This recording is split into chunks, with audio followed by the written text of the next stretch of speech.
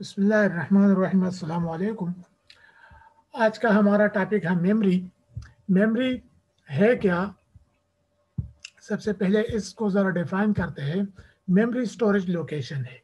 ठीक है, आगे इंशाल्लाह हम पढ़ेंगे कि मेमोरी के टू टाइप्स है, एक परमानेंट होती है और एक टेम्पररी होती है। लेकिन इस टाइम पर जनरली हम मेमोरी को और थोड़ा सा वोलेटाइल मेमोरी को यानी टेम्पररी मेमोरी को यहाँ पे उसके बारे में थोड़ा सा पढ़ेंगे। तो मेमोरी क्या होती है? मेमोरी है स्टोरेज लोकेशन। और यहाँ पे मेमोरी जो एक टाइप है वो है वोलेटाइल मेमोरी। वोलेटाइल मेमोरी का क्या मतलब कि delete data when power to PC is of.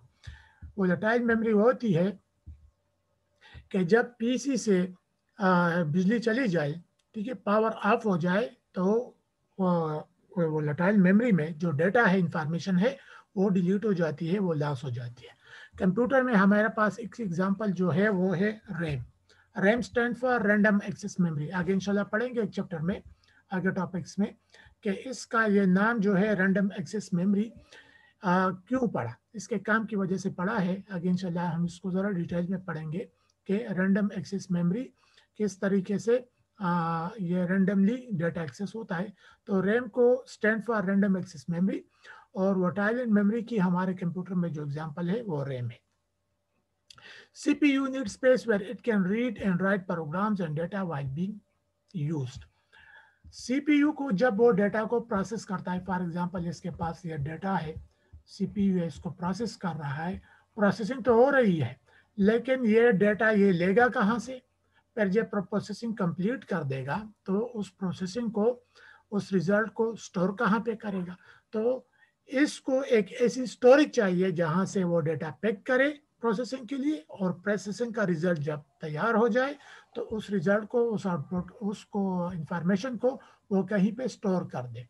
तो फॉर एग्जांपल यहाँ से ये एप्लीकेशंस फाइल लेता है, डेटा लेता है प्रोसेसिंग के लिए, और जब ये प्रोसेसिंग कर दे तो दोबारा इसको रैम में स्टोर कर देता है।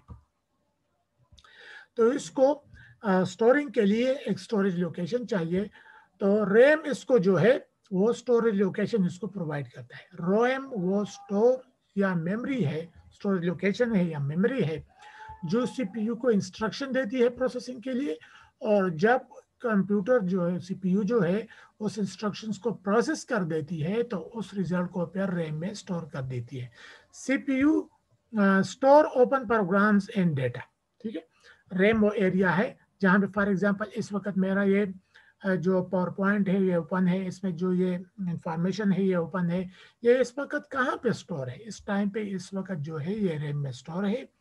रैम से सीपीयू में प्रोसेस हो रही है, प्रोसेस होने के बाद दोबारा रैम स्टोर हो जाती है, फिर वहां से स्क्रीन पर डिस्प्ले भी हो जाती है। तो इस टाइम पे ये जो इस पे काम हो रहा है, इन इंफॉर्मेशन पे, इन स्लाइड्स पे, तो इस टाइम पे जहाँ पे स्टोर है उस स्टोरेज लोकेशन को, उस मेमोरी को हम कहते हैं रैम। रैम क्या है? स्मॉल चिप्स है, छोटे चिप्स है जो कि मदरबोर्ड पे होते हैं, और ये इलेक्ट्रॉनिक चिप है।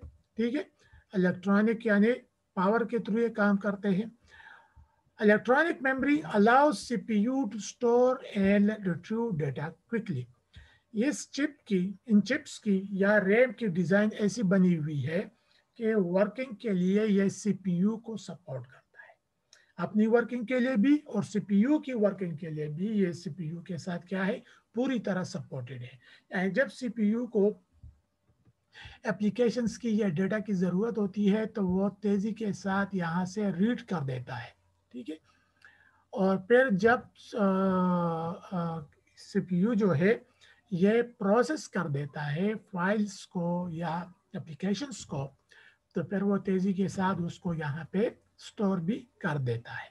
तो यानी राइटिंग और रीडिंग के लिए, स्टोरिंग और रिट्रीवल के लिए ये रैम की डिज़ाइन ऐसी बनी हुई है कि सीपीयू को ये फुली सपोर्ट देती है कि सीपीयू जो है अपने रिजल्ट को रैम में स्टोर भी करे, और सीपीयू को प्रोसेसिंग के लिए जो डेटा की ज़रूरत हो वो रैम में अगर है तो वो फौरी तौर पर क्या करे, सीपीयू को प्रोवाइड भी कर दे। More RAM makes a computer faster. जितनी रैम की ये स्पेस ज़्यादा होगी, फॉर एग्जांपल 1 GB है या 2 GB है, तो क्या होता है ये जितनी फॉर एग्जांपल 1 GB है, अगर हम 1 GB से 2 GB कर दें तो स्पेस ज़्यादा हो जाएगी। ज़्यादा स्पेस की वजह से फिर क्या होता है कि कंप्यूटर को अपना काम करने में आसानी होती है, वो आसानी से डाटा को प्रोसेस करता है। ठीक है, तो जितना रैम ज़्यादा होगा इतने CPU तेज़ी से काम करेगा, उतनी CPU ज़्यादा फाइल्स को एक टाइम पे अपलोड भी कर सकेगा, उनको प्रोसेस भी कर सकेगा, और जब भी ज़रूरत होगी तो ज़्यादा हार्ड डिस्क की तरफ चक्कर नहीं लगाएगा, बल्कि मोस्टली फाइल्स को वो रैम में से रीड करके प्रोसेस करेगा। ठीक है, तो हर लिहाज से ये रैम की वो ज़्यादा होगी तो CPU की परफॉर्मेंस भी ज़्यादा होगी।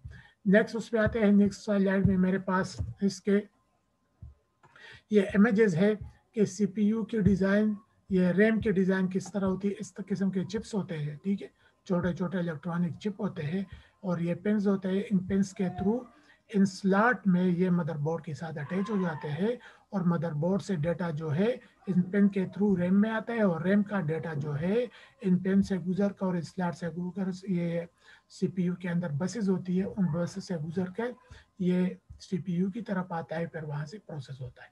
यहाँ पे ये दिखाया जा रहा है कि ये रैम की जो चिप्स है वो इन स्लॉट्स में यहाँ पे इंस्टॉल हो रही है। इसके ऊपर हम रख देंगे जो ये रैम की स्लॉट्स है, यहाँ पे हम चिप रख देंगे, थोड़ा सा इसको प्रेस कर देंगे तो यहाँ पे ये फिट हो जाएगी।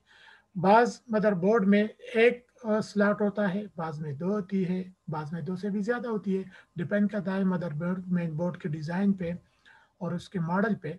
तो ये क्या है, ये रैम की स्लॉट्स है। यहाँ पे हम मजीद रैम्स भी लगा सकते हैं, मतलब यहाँ पे 3 और लगा सकता है, 2 वहाँ पर भी है। ठीक है, या यहाँ पे 2 है तो 2 लगा सकते हैं। ठीक है, तो डिपेंड करता है कि कितनी स्लॉट्स है, उन स्लॉट्स के मुताबिक हम फिर क्या करते हैं, ज़रूरत के लिहाज से यहाँ पे हम फिर रैम को यहाँ पे फिट करते हैं।